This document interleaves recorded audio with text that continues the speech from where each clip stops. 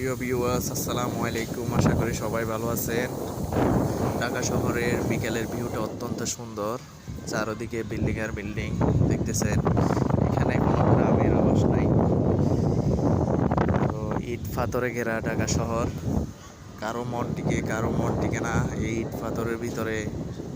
আসলে এই ইট পাথর অনেক কঠিন একটা জায়গা।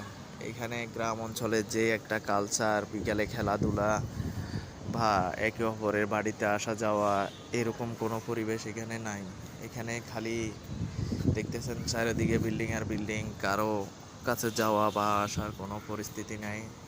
চারিদিকে জায়গার দিকে তাকাবেন সব ইট পাথরে ঘেরা বিল্ডিং।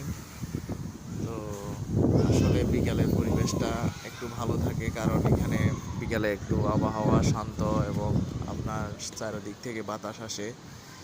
তো খুব সুন্দর একটা পরিবেশ। এখন এই গ্রামের মধ্যে এত সুন্দর একটা পরিবেশ পাওয়া ভাগ্যের ব্যাপার।